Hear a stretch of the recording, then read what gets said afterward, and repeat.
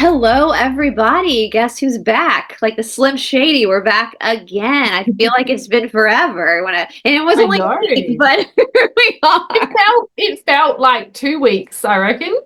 I know. Time is weird. I feel like time either feels really fast or then it slows down. And anyway, but you guys, we're back again. If you're new here, of course, my name is Brice, and this is my friend and partner in crime, Paula from Inspired Healing. I'm about to say, I always Empowered. yoga. Okay, I always want to say empowered healing yoga, and I was like, no, don't say yoga. And then I said inspired. I don't know why I always want to say empowered healing yoga. Probably because yoga is you guys. I'm going to put our It down is below. very empowering. I'm a yoga person, so I always want to say that. I always want to say empowered healing yoga, and then I said inspired instead. Just there we go. That's Come on, So great good. work. Words are hard. So we are going to be talking about something that I think, I mean, I could probably do a 5-hour show on this. Don't worry, guys. We don't have time for a 5-hour show. Don't be like, oh shit, what did I sign up for? Oh God. And this is something that to me, I'm very, very passionate about, which is spinal health and we'll say the conspiracy around the spine. And so I text you about talking about this, and we've got a special little surprise for you guys at the end of this episode. So just hold on for a second. But Paula, just as somebody, I was kind of texting with you about this. What do you know about the spine and spirituality and the conspiracy behind the spine? Well, to be honest, I don't really know a whole lot. I mean, all I know is a bit about the Kundalini energy, and that I know that a lot of people are trying to activate and have a Kundalini awakening because they believe that, that's the path. Oh, and the dogs start barking.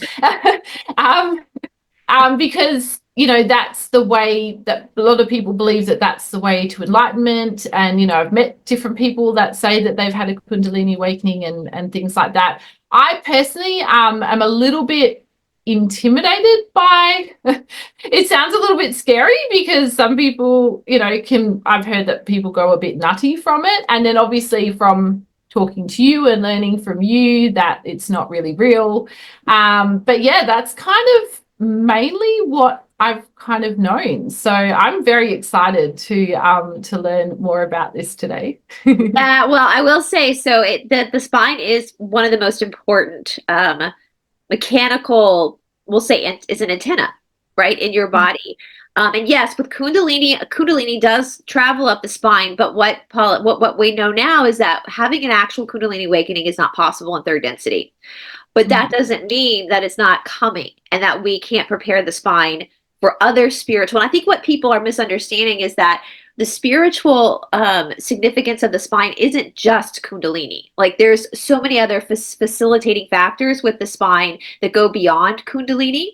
The Kundalini awakening will happen mostly in like fifth density, which is we're in third. So we're building up. So even though the whole awakening process won't fully happen in this existence, doesn't mean that we still don't work on it in this existence. It's like learning your ABCs in kindergarten. Like if you're not going to learn how to read until like first or second grade, does not negate the fact that you start learning your ABCs in kindergarten, right? Before you start to learn how to put the letters together to make sentences. And then make words. Yeah. And then once you make the sentence, to understand, to have the mental capacity to make sense of the sentences. Like it's the same thing in spiritual. They're stepping stones to our own development, and each density is very, very vitally important. So third density is vitally important to the greater picture. They're just, the densities are just have different purposes. But I don't know, should we, so this is kind of interesting. Let me first actually read a quote by Yogananda, who was one of the first guys that made yoga kind of popular in the Western world. If you've ever read an autobiography of a yogi, a lot of people have very profound experiences reading that book. That's Yogananda. And he said, the spine is the highway to the infinite. Your own body is the temple of God. It is within your own self that God must be realized. So the spine is crucial to this. And everybody, you guys have heard me say this so many times, like your body is not your soul, your body is not your soul, your body is not your soul, but your body is the expression of your soul. So even though the body is not your soul, it's not permanent, it is the Shakti, the creation of the soul, for the lessons needed in order for the soul to refine itself. So that's why the body is one of the most, if not the most important tool that you have spiritually in this life. That's why he says the spine is the highway to the infinite. It's not the infinite, but it's the tool, it's the highway. And so I don't know, Paula, I was telling you yesterday, the reading dropped on Wednesday. There was a reading I did where the Cassiopeians kind of hit on this fluid. Should we play? It's like an 8-minute segment. Should we play that now for Sure. our audience? And if you've already watched this, you can just move the cursor past it, guys. If not, I'll also tag the video down below. But let me go ahead and share a screen quickly. So, because this kind of gives, you can kind of see the Cassiopeians having to correct a little bit, but let's just, can you hear this, right, Paula? So Goddard says older transcripts refer to a genetic alteration that causes truncated fluid flow. Is the fluid being referred to the cerebral spinal fluid? No. Well, then that eliminates the next question, which was a follow-up. What fluid flow is it? As yet unknown organic structure throughout the body carrying a different fluid other than blood or lymph that is related to light. Your ancestors glowed and transmitted light and power. And this is where we're going to get again into some of my stuff, my studies, and my job outside of YouTube, which we're going to talk about in a minute. Joe asked, was that related to the veins? Were they talking about blue veins or the light coming from them? Wasn't there some session about it? Laura says there was something about it. I think we were talking about dancing once, and they were talking about some kind of energy flow that came through the arms that allowed them to levitate.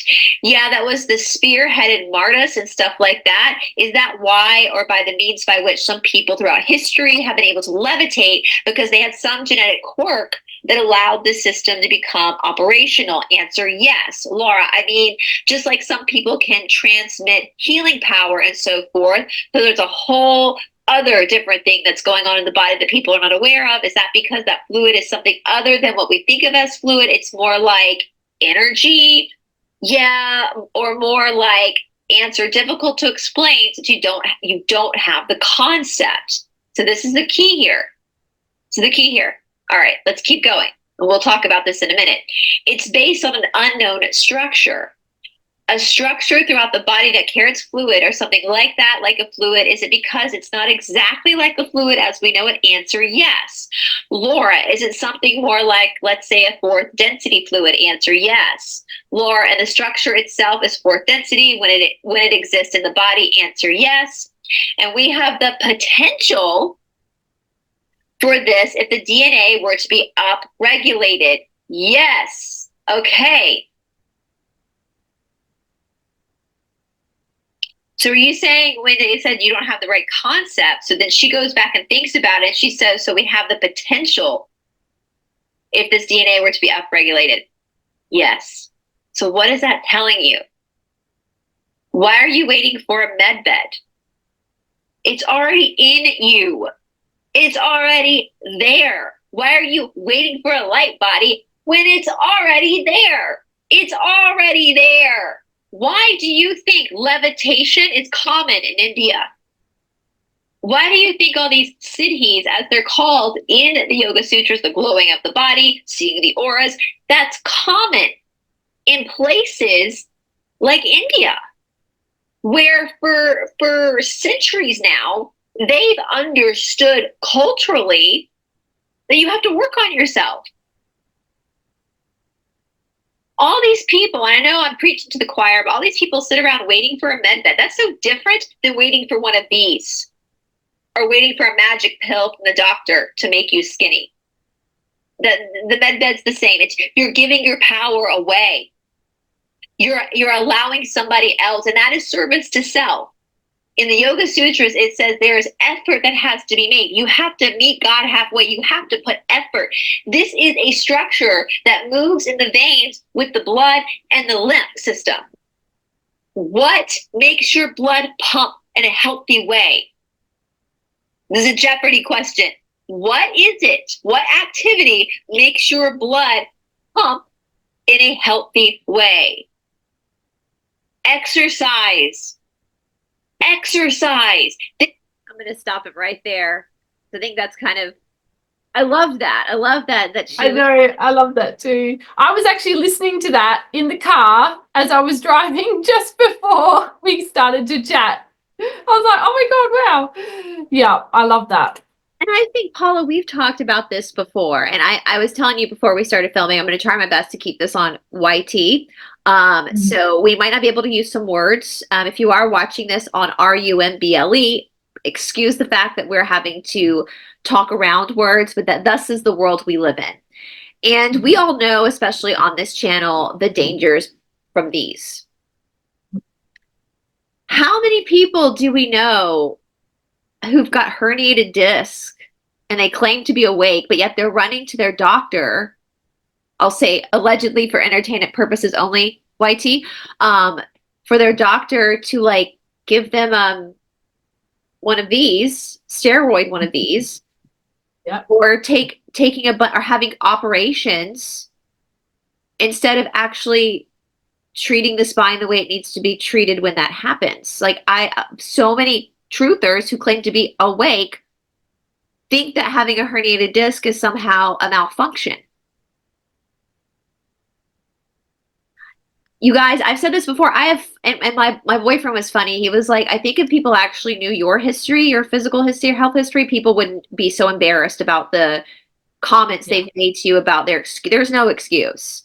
I've had spinal surgery. Now, I know the average human people have 33 vertebrae. I have 34, which is very, very, very rare. And that is only found within people who are Rh negative. And it's only a small percentage of people within the Rh negative group that have it. Now, there's all sorts of different spiritual meanings behind. Usually it does signify somebody who has like shamanistic abilities. Usually people who have 34 do have a lot of paranormal stuff happen to them. That's Rh negative in general, but that's even a lot of people who have 34 vertebrae have reported massive abduction experiences. I don't have any abduction experiences that I remember, but what I've learned from the seas is that usually we don't remember them. And so that's a totally different topic, but I just want to put that out there in case you are somebody who has 34 vertebrae like me. You're not wrong for that. Like that's just a totally different karmic. It's not a different karmic path. It's just a different adjustment to your karmic tuning with your spine.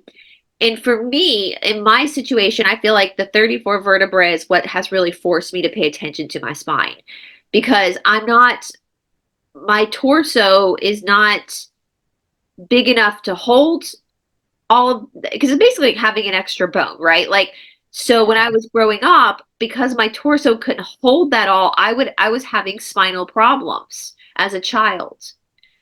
And that led to surgery when I was 17. And what happened when I was 17 is because of the impact, I was losing feeling in my legs. It was impacting my nerves where they were testing. They waited a long time before they actually did an operation, but they would test my legs, behind my legs, to make sure that when I lost feeling behind my legs, that's when they took me in for an operation. Now, I don't blame my parents for doing this at the time. You know, when you do start to lose feelings in your legs or your limbs, that is concerning. Pretty scary. Yeah, especially for a 17-year-old kid. However, I think if they had known about exercise and spirituality, I think at 17, I probably could have done, I know, in my opinion, I could have done like a form of physical therapy to move the bones. Right. Which would have relieved instead of doing the surgery, because the surgery did cause tightness in the fascia. So I've had my fair share of back problems in this life, which I'm actually 100% grateful for. I know that sounds weird. In my early 20s, I could hardly get out of bed without help. I was like in an 80-year-old's body because my spine was so out of whack. And that is partially kind of why I started looking at exercise differently. It's more factors than that. It was kind of a bunch of stuff that forced me to really look at exercise as not just a way. Because I grew up with a mom, you know, Paula, you and I were both born in the 80s. We were born in a time of like jazzercise and low-fat diets. And, you know, I was constantly going with my mom to exercise classes. So I had my mother who exercised all the time, but she was exercising, and still to this day, she exercises for vanity purposes. Yeah. So for me growing up with like for a lot of people, exercise in the gym was either vanity or a sport. You were training for a sport, right? Yeah. So I was used to exercising, but I never viewed exercise as something that was not actually really at all about vanity, but really about unlocking spiritual growth. And over the years, and this is 19 years of work for me to really look at the body very differently. And in saying that, when we look at the body from a spiritual perspective, we are still looking at the anatomy, the basic anatomy, because the anatomy, the organs, the muscles, the bones, they're not like your colon, for example, isn't just a receptor for detoxing your body. It also is the home base of your psychic and your psyche and your emotional nervous system, right? Like when you get butterflies in your stomach, your liver isn't just an area to detox alcohol, it's also your anger. Like anger is stored in the liver. Yeah. Kidneys connect to the knees, which is fear of the future. So we are actually looking at the anatomy of the body and but seeing it in a multi-layered for a multi your organs and your bones have multi-purposes. They're not just one structural purpose. Does that make sense? Is there anything you want to add to that, Paula, with your line of work or? Yeah, I mean, like, oh, yeah, I was just going to say, like, back to like my mum, she wasn't such a big exerciser, but she would walk everywhere all the time, always walking, because she was very self-conscious about her weight as well. And she was a very funny eater. And I think I've picked up quite a lot of her eating habits, and just I've never been a very big eater. I think I've managed to keep my weight down because I don't eat very much at a time. Like I'm a real grazer and just picker. And yeah, I think that's how I've managed to never gain a lot of weight. And whenever I have gained a lot of weight, straight away, I'm just like, I'm onto myself. And I'm just, it's almost like there's a certain point where I just won't allow myself to go any further. And that's coming from a fear of being big, I think. And that's definitely something that I'm trying to work on healing at the moment, because I'm like, well, why is this fear here? But yeah, but in terms of, yeah, I've kind of lost my train of thought now. We were talking about Exercise. yeah, and exercise and things like that. And from the spiritual perspective, well, I also have always done exercise mainly for vain reasons, and it's really you that has introduced me to this spiritual aspect. I mean, yeah, I've done yoga and stuff before, and Pilates and stuff, but I always did the pretty yoga, you know. I didn't really understand how important it was, and how important it is for activating the chakras, and how important it is when you do healing work, that it's really important to be clearing yourself and being like a clear vessel, not just on an energetic level, but also on a physical level, detoxing the body. And then also learning that being a Vata, predominantly Vata type, that detoxing and doing fasting is not very good. And I mean, every time I've tried to do fasting, I have just failed miserably. So understanding that exercise is enough to do the detoxing of the body has been incredibly powerful for me, because then I can just ease off having to fast because Absolutely. it's just my body just doesn't cope. But yeah, in terms of like, I'm just very grateful to you for sharing this knowledge, because this has helped me immensely. Yeah, but I'll let you keep going. Well, it's changed my life too, and that's what I want. You know, Yeah, I'm 42. easy to understand. I feel younger at 42 physically. Yeah, 20. I do too. Yeah. I think in my back, and at this point, you guys, my back, I have 5 herniated discs right now. Now, for me, and I've had people tell me that all the time, like, oh, I have a herniated disc, I can't do it. I'm like, that's the reason why you should do. Every time Yeah. your body hurts, okay, think about it this way. You have a bunch of children in your house that you're responsible, obviously, as an adult. You are responsible. You're their caregiver. You have to keep them alive. As a parent, as a babysitter, an aunt, whatever, your primary job as the only adult in the room with a bunch of children is to keep them alive. That is your primary obligation, is to make sure they're alive. Part of that is, let's say, feeding them. So if you got a bunch of kids in the room and they keep telling you, hey, I'm hungry, but they're annoying you, and so you don't feed them, you just put duct tape over their mouths to get them to shut. That's what you're doing to your body when your body hurts. instead of actually addressing the pain and actually looking at the pain and say, what can I do to redirect this energy? What are you trying to tell me? So like, Yeah. in my opinion, the more I think about it, Paula, is I don't think herniated disc are really that big of a deal because I have 5 of them and I don't have any back pain whatsoever. Which is crazy. I know quite a few people who have sciatic nerve Yeah, issues or I've with that disc too. Yeah, issues, but I've not met someone that's had 5 at 5. And once. I've I struggled with mean, sciatic nerve pain a lot, and I know when we have, people will say, well, back a long time ago, we didn't herniate disc. I don't think that's true. I think herniated disc has been a problem since we've been on this planet existed. because it's so Yeah. easy to herniate a disc. It's easy to slip a disc, just carrying something wrong. But I Yeah. think that the discs are supposed to be able to do that, to herniate easily, because that's communication with us. Uh, So whenever we have a herniated disc, and you'll feel it when you've got a herniated disc, it's painful. So instead of going and taking a numbing medication or one of these inject steroid, one of these, or having an operation, that's just putting duct tape over the mouth of the part of your body that's trying to communicate with you. Why not go, okay, I have a herniated disc, so that means that I need to redirect. My body is communicating with me to now redirect my energy. yeah. Because even with mine, I mean, it's painful. When you have to work out or exercise with a herniated disc, it is going to be painful for a while before you realign your spine. But at this point, Paula, like at 42, it's been years since I've been to the doctor. I'm on no medications.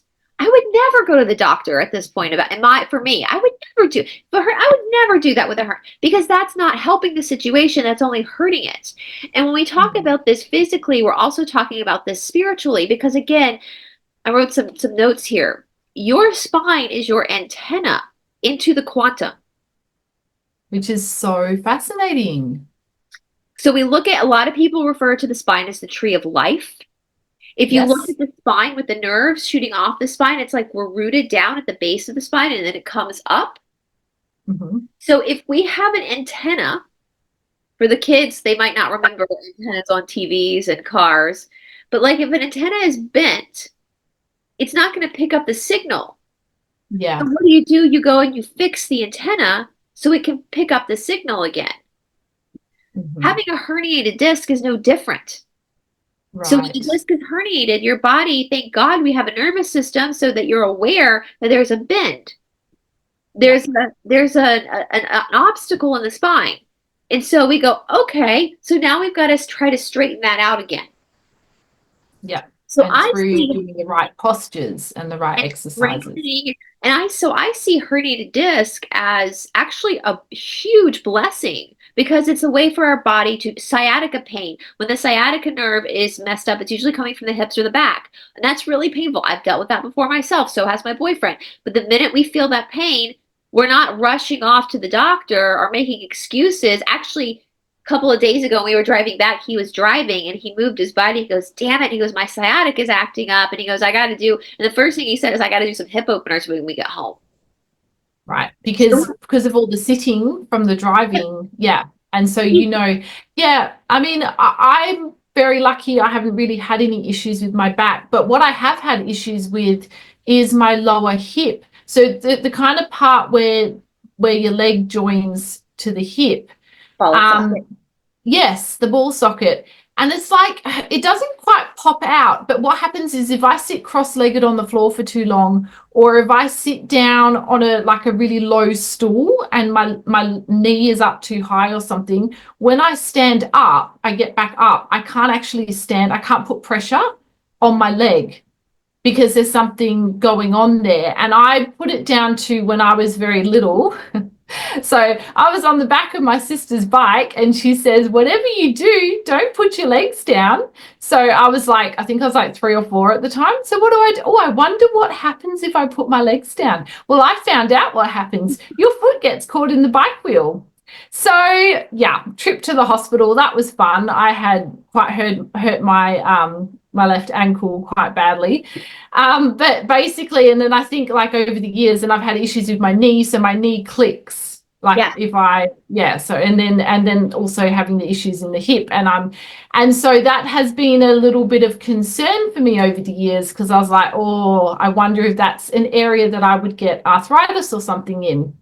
But now that I've been learning so much about spirituality and exercise, I'm like, okay, this is a good thing. This is where I need to strengthen and work on that now. And I'm kind of drawn to and motivated to focus on making that stronger now, instead of being like, oh, this is an issue that I'm going to have to go to the doctor for, and I'm just going to have to It's have just bad surgery luck for. and I can't Yeah, exercise. it's just bad luck. Yeah, So which side of the hip is it? Left, right? it's my left. So that's feminine. So what I would Yeah. say, this is just my perspective as someone, is that, yeah, you were a curious little girl, but also I think that was, if we were to look at a tarot card spread, that would have been a major arcana for you. That would have been something that your soul knew to do, because there's that left hip symbolizes some karma. Every part of your body symbolizes karma, right? And all karma is your work. And so little you put the foot down to trigger that response, so that big you could actually look at this and work on this And my feminine energy. and unpack it, right? So that's like That's interesting. And that's interesting that you say that, because I can be a little bit masculine in the sense of always having to be like a provider, and like financially, I always put a lot of pressure on myself, and I don't like being dependent on other people financially. It makes me very uncomfortable. So and I just find that very interesting, that I feel like that's clearly something that I need to drop into, is feeling more comfortable in that feminine energy, because like I grew up with my mum being a single mum. And I just saw her just working so hard. She was just struggling all the time. Life was always such a struggle. Life was hard. Life didn't really seem fair. And then I'm just like, oh, I don't want to be repeating that. So that same thing. This way, you know how when you go and have like surgery done, like let's say they'll mark on your body, like if you have knee surgery, they always put an X on the knee that needs the operation, so they make sure that they get the right knee. So here's a highlighter. I want you guys to think about this. So every part of your body that has perpetual pain, I want you to think it about as your soul going and highlighting specific areas, specific lessons that you're supposed to learn in this life. Interesting. So your soul is like, so Paula's soul like highlighted the left hip. Like, we got to look at this. I'm going to mark this. I'm highlighting it so that in 20 years, this little area is still highlighted. So she still knows that this needs to be looked at. Now think about it this way. Think about if you were going to take a test, and you had gone back at the beginning of the course, and you were highlighting the important information that was going to be on the test, but then before the test came, you decided just to ignore all the highlighted information. You wouldn't pass the test, and you would have to go back and retake the course, right? So every time your body has, especially a perpetual pain, that is a huge indicator of why you came to this earth to begin with, of why you signed up for this class to begin with, because your soul wanted to refine. And so when I see people give me excuses like, I can't exercise because, I have a herniated disc, I'm like, that is literally the point of, that's why you should be exercising. That's why you need to. Yeah. Like, that's like saying, oh, I can't write my name because I never learned my ABCs. Well, then let's go learn your ABCs. Yeah. Right. But I think, and this is a big part of the programming. We are programmed to think, okay, yep, I've got a problem. Let's just go straight to the doctor. The doctor will solve it. And I think that this is why we need people like you, Brice, and me to help share this information, because as I'm learning it, because this is so important, and we need to reprogram ourselves to, instead of always just thinking, yep, okay, we'll go to the doctor. We need to go inwards and learn what is our body teaching to us? What is it communicating with us? And what is our karma that we need to work on? Why are we here? I think they're very, very important lessons. Yeah. Absolutely. And I will say too, it's if you are not going to be working on your karma, then you're not going to move forward. Like, that's just, you're not going to ascend. Like, that's just, You can't write a novel unless you know how to read, right? Like you can't jump leapfrog to the end, and you're not, and that's soul smashing, right? For you to believe that for whatever reason, for a herniated disc or because you have a bad knee, that you can't exercise, that you've just sold your soul. You smashed your soul. You've given your power away. You've given your power away. There's not one person, and this is what makes me mad too, because I work with people all day, and every single person in my Mysore room at our shala, every single person in there, there's something going on with their body. Not one person in that room has a flawless, pain-free body. And I watch these people come in every single day and sweat and work through it. And then I've got this lazy person on the side saying, well, I can't because I have a hernia. Like, so do half the people in the Mysore shala. They're not complaining. You tell your teacher what's going on. We need to know. Like, I need to know if you have a herniated disc because I need to know how to work with you. Because I'm not gonna go full force. I'm gonna work gently with that area to get it to move, to help you help yourself. And that's also, so that's service to self. So to say that you can't exercise because something is wrong, that is service to self. That's martyrdom. Because there's always moderations and alterations that you can Always. make. I mean, Always. if you can't have pressure on your knees, then you can go into a swimming pool and you can literally walk laps in a swimming pool, because when you're in the pool, that takes so much pressure off, off everything. I mean, I've taped knees for people before. There's sports tapes. I've taped my shoulder before that helps hold the body into a particular motion so that when you're doing the work, the muscles stay aligned so that they can keep that patterning. And actually, when you're in India, if you walk into the Mysore room in India, which is a room full of muscle, it looks like the Olympics, half the people in there have tape around them, Yeah, right. And they're just dealing with it. They're just dealing with it because that's part of, you're never going to have, there's never going to be a time in your life where your body is, there's not going to be something going on with your body. There's always going to be something going on with your body. And so that is not an excuse. That is actually the reason why you should be on your mat or doing whatever. And we're not asking you to go off and be a Olympic athlete. Like Paula said, walking around a pool. It's just moving, getting the body to move. And so when we look at, like, I agree. I think that so we look at the medical staff that we've all seen. I know a lot of truthers think this is bad, and no, it's not. The darkness can't create anything. Only the light can create. Only thing the darkness can do is steal from the light and invert it. So the medical staff is the spine. That's the spine. The two snakes that swirl around the spine are the two nostrils. And the breath, so these are two nadis. These are two different. I thought it was the Kundalini energy. Kundalini goes up the middle of the spine, but the nostrils, you'll see it. And I'm going to put pictures up in the editing process. So you have the Ida and the Pingala. These are the two nostrils, are called the Ida and the Pingala. That the two different ones. One's feminine, one is masculine. The left is feminine, the right is masculine, and they come through. So we have like 72,000. Some people say 75,000 nadis. Nadis are like little channels of energy in the body. We only really care about 3 of them. So we have 72 to 75,000. We only focus on 3. The 3 we focus on is Sushumna, the nadi that runs up the spine, the antenna that runs up the spine, and the Ida and the Pingala, which are the 2 nostrils. So the nostrils breathe in the air, and then that chain of energy crisscrosses from the nostrils all the way down the spine, down Sushumna, through the chakras, down to the pelvic floor, and back up again. So that's the medical staff.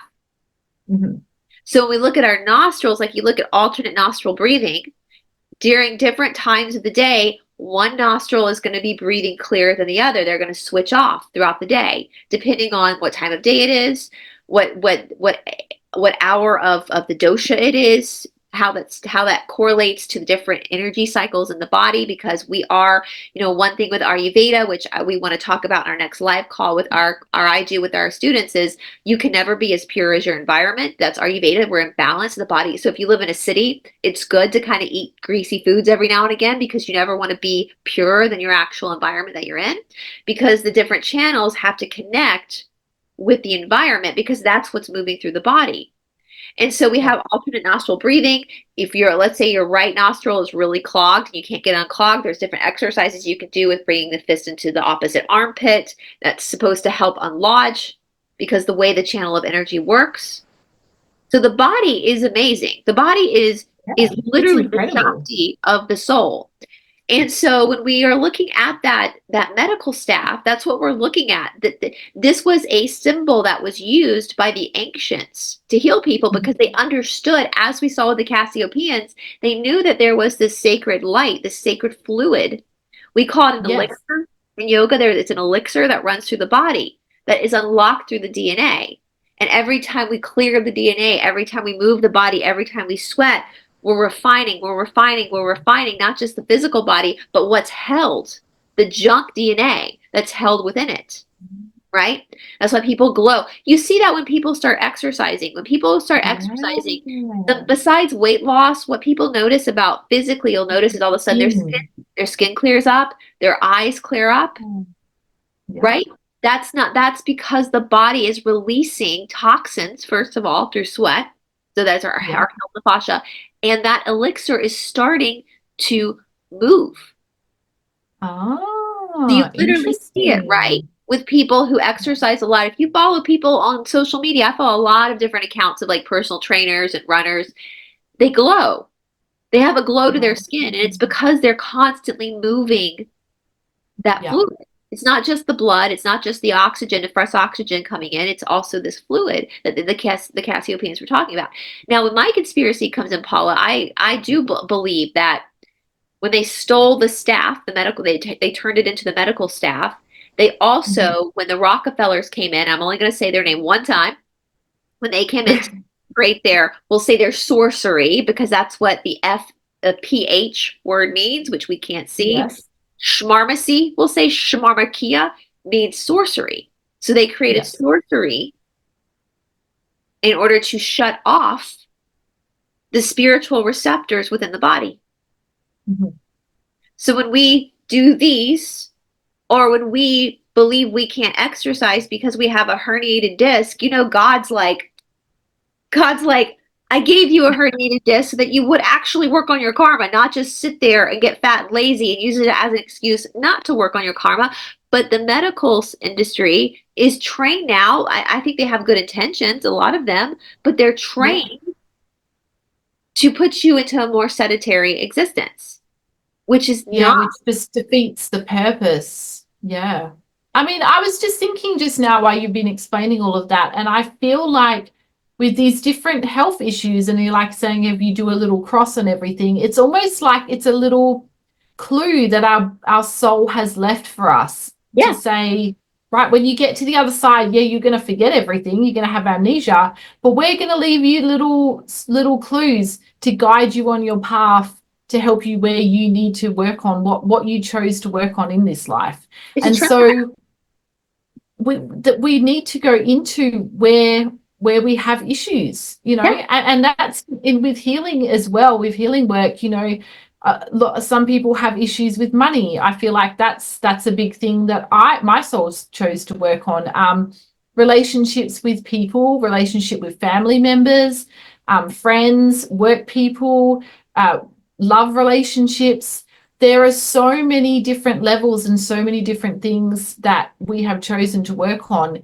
And the parts that we are challenged in, that's our clues that we need to work on. And so, yeah, I love that you're talking about this, Brice, because I feel like this is so important, that we need to really tap into our bodies and use it as a form of communication, instead of just thinking, oh, I've got a headache again, or my back's hurting, or whatever the issue is. You know, for me, my knees clicking all the time, you know. And it's not just, oh, we'll just accept it because that's just part of getting old. No way. Like, that is a clue as to what we need to work on.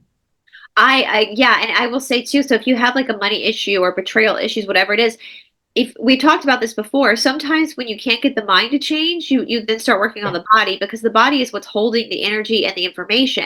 And so if you have money issues and you've tried everything, you've tried all these different things to try to, well, why don't we go down to Muladhara? Why don't we actually go down into your root and start working there physically? You probably have back pain too.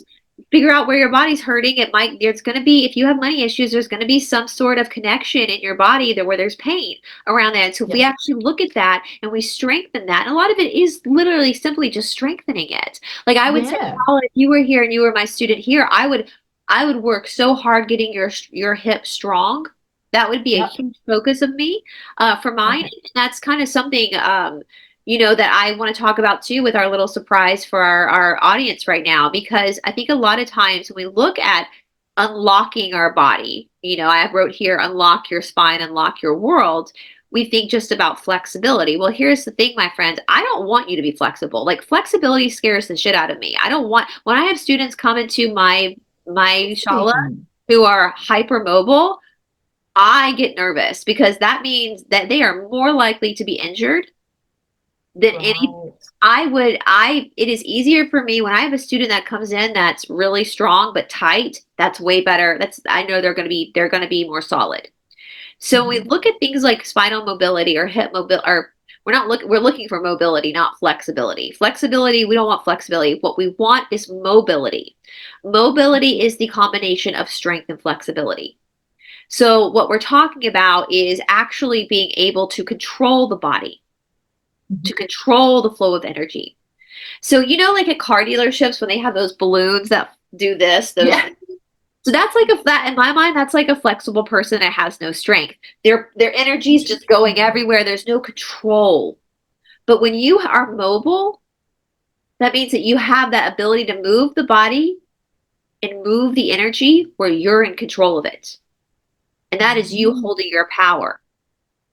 Well, first of all, if you watching this video, if you have let's say you have a herniated disc and this has inspired you, if you at the end of watching this video, you go, right, okay, I have a herniated disc. Now I need to take my power back and figure out why.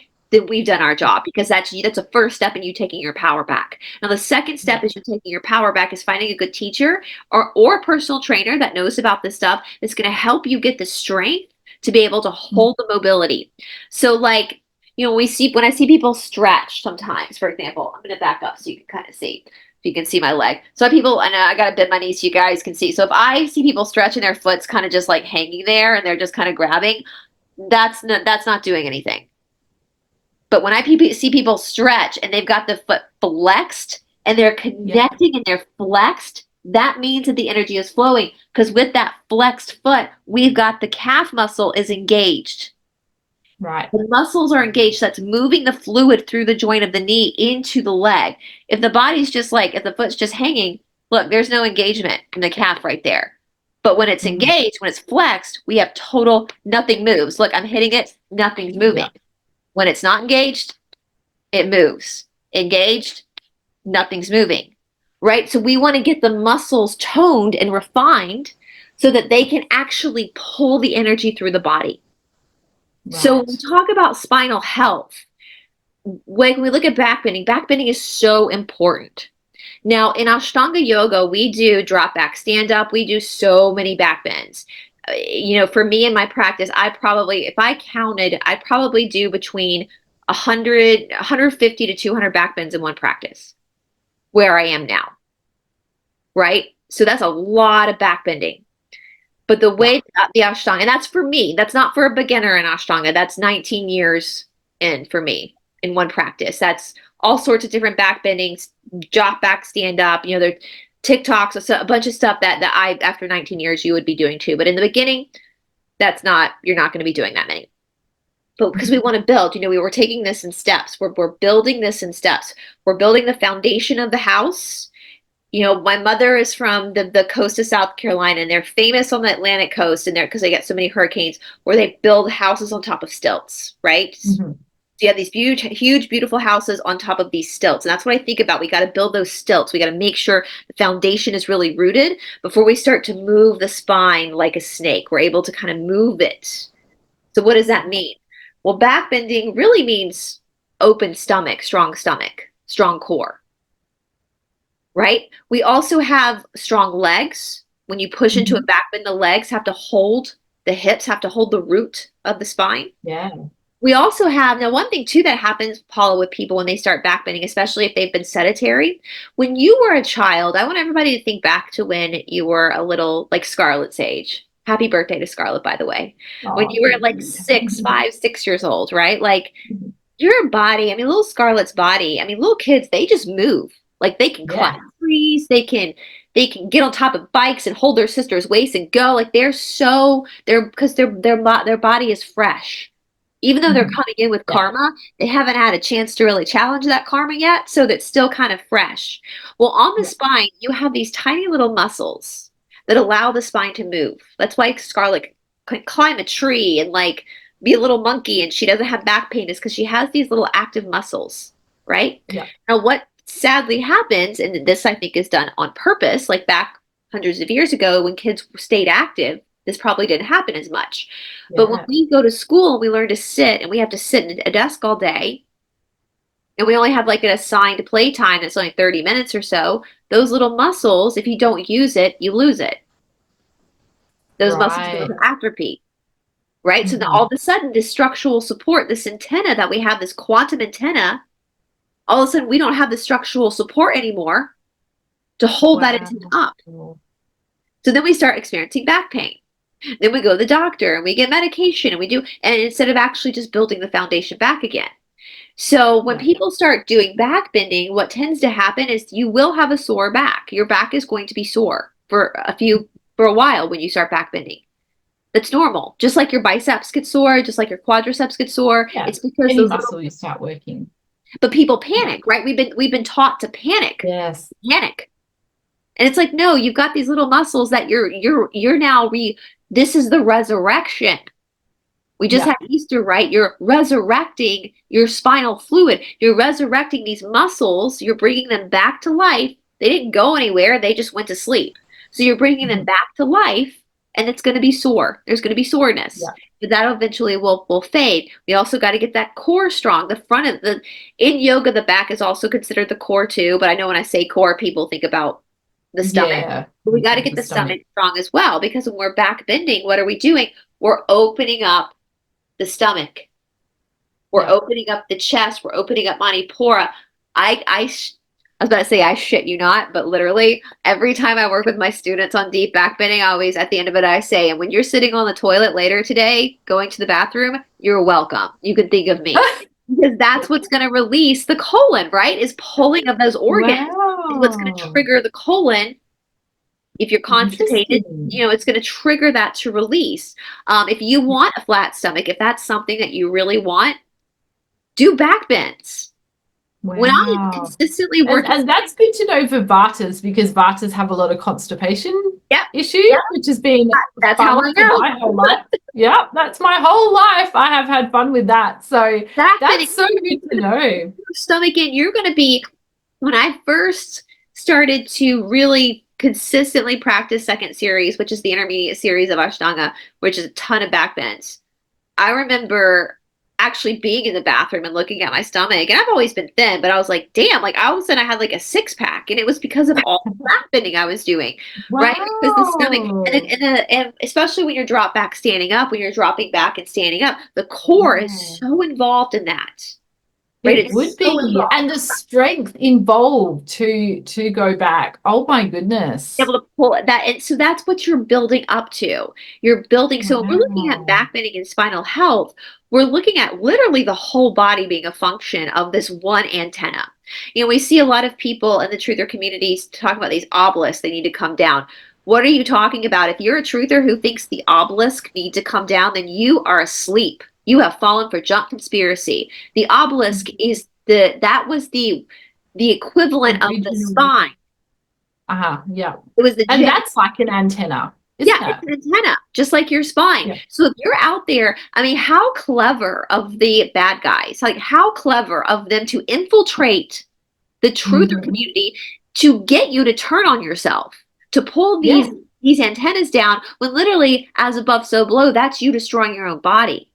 How clever of the bad guys to get you to think that you need to wait for a med bed when Mhm. everything you need to have your light body is you really Is think right here. like, I mean, I know a lot of people in the truther community have a huge faith in God. Do you really think the same God that created the Rocky Mountains and the Great Just, yeah. Plains Just would give give us a faulty body. a delinquent body? Like, I mean, common sense ain't so common. No, any pain you have is literally your body communicating with you so you know how to redirect your own energy. It's your pains in your body is the pain you have is literally your PowerPoint. That's your PowerPoint because that's where you have the information. Sorry, I just had a thought come up and I just wanted to ask you because I remember being a little girl in school, primary school. I don't know, it's probably like 9, 10 years old, and everybody was into gymnastics and everybody was trying to do back bends. I managed to do it once. I managed to do it once from standing to going back. And there was just, for me, there was just so much fear. Yeah. So much fear. There's a ton of things. So like when we work with dropback, so you're not going to kids are different because they're just and their kids are lower to the ground as well. You know, like even at that age, I just felt an immense amount of fear. So so actually coming up, you guys going to see in a video, but I have people use the wall, but we also like when you're ready to start coming down to the floor, what we do at AYA and what David Garrigues does is we have these little pads. We get them, we literally go to like Home Depot and get the wall insulation and cut them so they're like rectangles and we stack them like blocks. We put them against the wall, you drop back, remove one, drop back, remove one. Wow. This takes over time. You do this over years. Yes. And when you finally get to where there's like 2 or 3 pads, that typically means you can drop to the floor.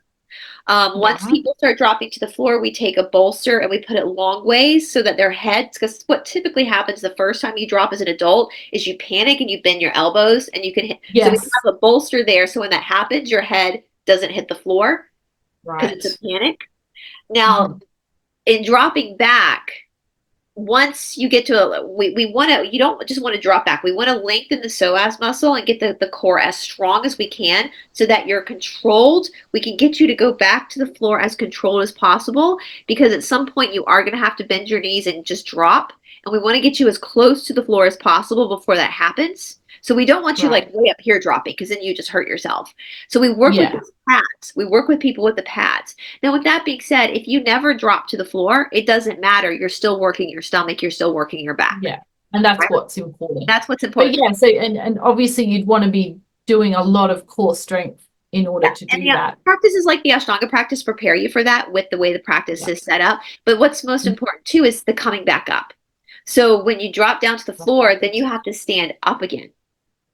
And that is incredible leg strength. That takes incredible mola bandha, that perineum strength, the core strength to be able to pull yourself back up again. Oh, I didn't think about that. I just thought about doing the back bend, but then you've got to get back up. At the end of the day, going back is actually the easier than actually learning to stand up. It takes a while, and sometimes people get stuck, and that's as a teacher, you have to like pop them back up again. Now, as a teacher, because I work with men, I work with men who are, I'm 5'5". I work with men who are like 6 feet tall and 200 pounds. But the only way I can work with them is that I'm not going to have a beginner do that. I'm going to have them develop their strength over time so that when I am guiding them, they're actually guiding themselves. I'm just popping them. I'm giving that little pop. There's certain pressure points that I can touch in the back when someone's struggling to come up where I don't even have to pull. I can just go behind their back and just pop a certain pressure point that triggers the muscle. So there's these little tricks we learn as teachers too. But with that being said, again, with back bending, it's the vagus nerve. I wrote we all know about the vagus nerve. The vagus nerve runs through the spine, right? It comes down through the spine through up. So if you're not correcting your spine, you're also not correcting your vagus nerve, which is part of one of the main functions of your parasympathetic nervous system, right? Wow. And back bending too, like when we back bend, like especially drop backs, I'm used to doing that with students. That's why I did it to myself. A lot of times we panic, but we're not doing the limbo, we're doing a back bend. So the head, when we're back bending, the head has to go back first, and then the head is the last to come up when we stand up. It's like a slinky. Yes. So we look at that parasympathetic nervous system through the vagus nerve, we're opening, and then when we come back up, there's a closing. So we're stretching open that parasympathetic nervous system and that's what I take students, because a lot of times students will panic, and when I'm working with them, I'll take my thumb and place it under their chin to keep their head going back first, and I won't release my thumb until they've stood back up again to make sure the head is staying, because the eyes are the tops of the spine, right? So our eyes are the tops of that actual spine. And where the eyes go is where the energy of the spine goes. So if you're telling your spine, we want to go backwards now, but your eyes are going elsewhere, the Yeah. spine doesn't know where it's going in one direction, but it's being directed in the opposite direction. And so as a teacher, that's another job of mine, is to keep the student's head positioned so that they know to keep their eyes positioned properly in the back bend. Mhm. You know, like Wow. up dog, for example, which is a back bend. The dressy is your nose. You're looking at your nose and you're dropping your head back because you're opening up the back of the neck while looking at the nose, because the way the eyes direct the energy. But your head, I see people doing up dog with their head like this, and I want to smack them and be like, put your head back. The neck's the part of this too. The neck is you got to really get that neck in there. And so there's so much to this. But with that being said, you guys, what we're going to do is we are going to offer you guys, because as you guys know, we have the Esoteric Academy where we have so much fun, where we do so many classes. The back bend, the spine is just one part of this whole makeup, Yeah. right? And it's one of the most important parts. So what Paula and I are going to do is we are going to gift everybody a free level 1 40-minute. I've labeled it legs, butts, and back bends, because legs, you want sexy legs and sexy butt, work on your back bends. Yep, I'm going to be doing this one every day. It's a level 1 back bending class. I do have you work at the wall, and we're going to really prep the body to start figuring out your spine. And so with that being said, it's not just all back bending. We're getting the whole body into this. We're working on the feet, the legs. And so this level 1 free class is going to be free forever. We're going to have it up on RUMBLE. It's going to be on that platform, your channel and my channel. Is that correct? Yeah. And then we're also going to have it up on the free page of the Esoteric Academy. And I'm sure we'll also put it for our regular students, put it where they can see it easier. Of course, in the membership area as well. Yeah. So that they can easier find it. So we're going to have that up. Now now if you like this class and you want to join us, we're going to give you a special discount code called Shashumna. Shashumna is the naughty that runs up 10. That's your discount code for the ESO. You have to go. I know people are going to ask me, how do you spell Shashumna? If you go over to the RUMBLE, or you go over to and you watch the video, it's right at the beginning, you'll see how to spell Shashumna 10, which gets you 10% off your first month with us. That's right. Yeah. Is there anything you want to add to that, Paula? Any? I'm super excited to do this class because I feel like that this is definitely an area that I need to work on. Definitely is core strength. And yeah, I'm very excited about that. I did want to ask though, so what are your thoughts about working with a gym ball, like the big blown up ones? Do you think they're very helpful or not really? Yes and no. It's just a tool. A lot of people use them. If you're not engaged, so I want you to again think about the flexibility aspect, right? So if the gym ball is not allowing you, or it's hindering you from actually using your muscles, then don't use it. Then it's not good. Okay. Not good. Yeah. So some people will use the gym ball and it will just trigger the muscles to relax. So I don't use any props. This free video that we're giving you, no prop. The only thing I want you to have is a wall. We're going to use a wall. That's it. Because when you're not using props like a gym ball, it's going to force your muscles. Your muscles have to be aware. And we don't want to become dependent on different props. Yeah. Right. Yeah. Actually, I can send you, Paula. I have a picture of actually a pretty famous picture with David Garrigues where I'm strapped up. It's from over 10 years ago. I'm in a back bend with him, and actually became a famous picture because it got used a lot in like other marketing stuff. I'm sweating my ass off. I can send you the picture. I'll put it up as well. But yeah. So I want you guys to be careful. Now, again, things like gym balls, that kind of stuff. These are tools. That's all they are. They're tools, and so they can either be used to hurt or hinder. So we want to make sure we're using them in a way. And if any type of equipment is like, if you feel like it's an obstruction, like it's stopping you from your full potential, like whenever people use blocks, like we don't use blocks in Ashtanga at all. We don't use a lot of props. Whenever someone grabs a block for like Utthita Trikonasana, I always take it away from them. I'm like, you don't need this. That's just laziness. Like you just don't want to have to engage your muscles. So I'm very particular with prop use. So yeah, And yeah, this particular video is going to always be free, guys. It's always going to be over on the R platform and on our free page. So if this is something that really helps you, you can use it over and over and over and over again. We'd love to have you over on the Esoteric Academy. We are going to be doing our next live class on the Esoteric Academy this Saturday, the 26th, I believe. It's the 26th. At 8 a.m. my time, Eastern time, 8 a.m., where we are going to go deeper into backbending with the students one-on-one there. So if you want to join that class, we do give 7 days of a free membership. So if that's something you absolutely want to join up and participate. Yeah. And I hope, Paula, I mean, I come from a school of tough love, like traditional yoga. In traditional yoga, there is no reading of poetry. Like nobody's coddling you. It's tough love. Like they're yelling at you.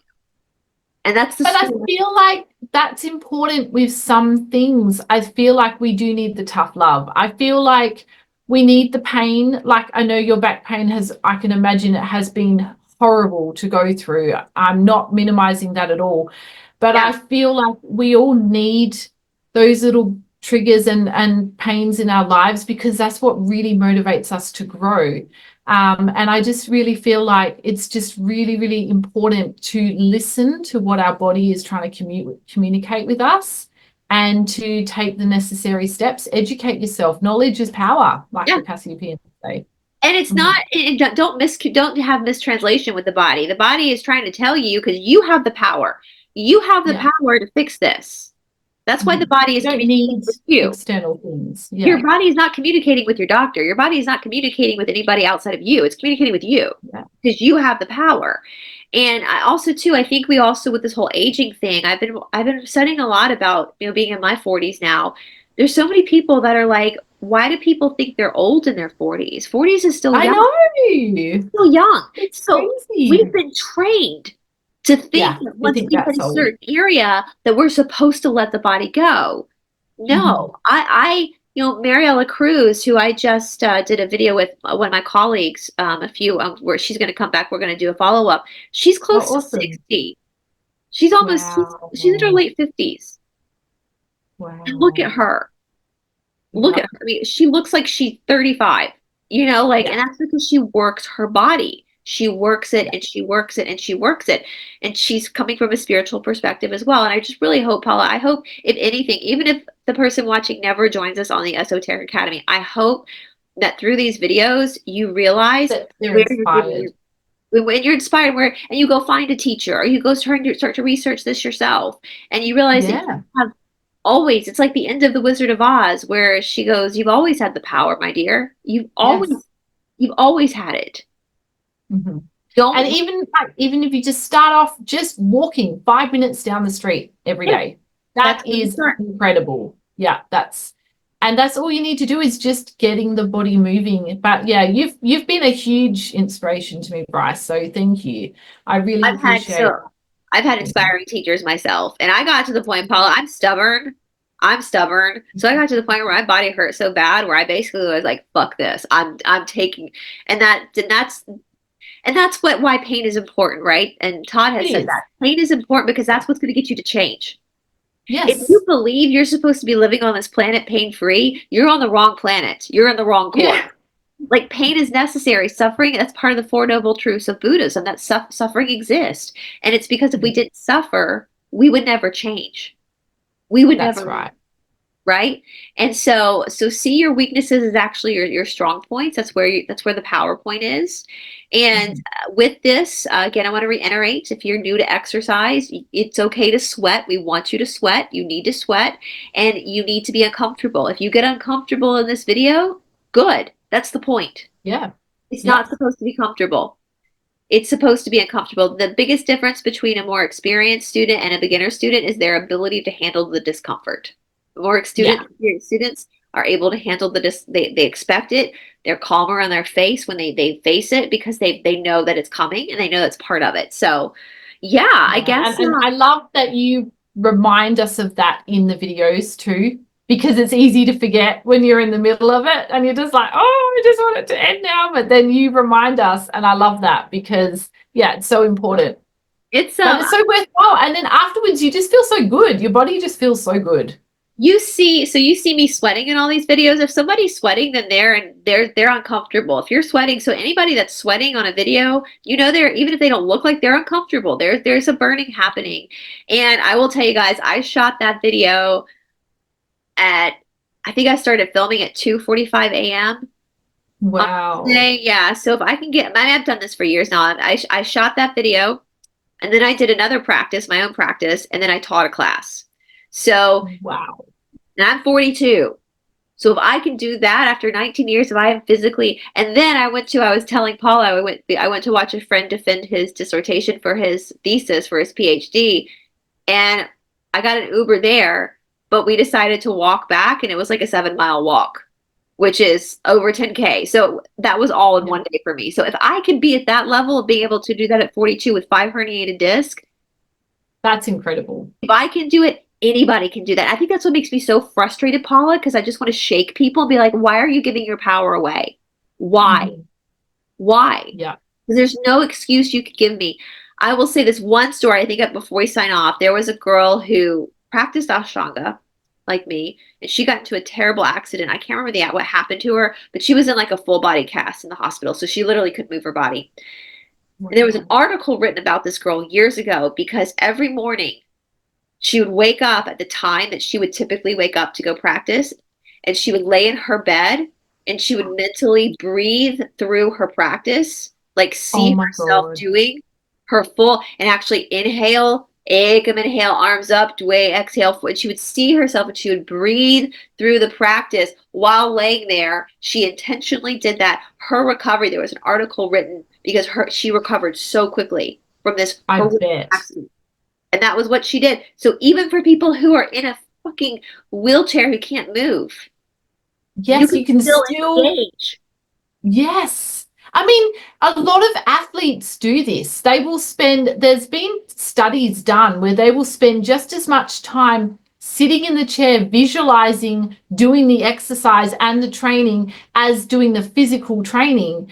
And apparently they have even better results because doing it mentally as well. And you know what I find? I find that when I'm really not like struggling to be motivated, when I actually visualize myself like jogging or like in my gym clothes and really working and like really working out, that actually motivates me to want to get up and start doing it. You get to the point where you just kind of do it like Nike, just do it, like, because most days I wake up, I don't really particularly want to do it either, but you just kind of, of course not, but you just do it. And you're going to feel better when you're done.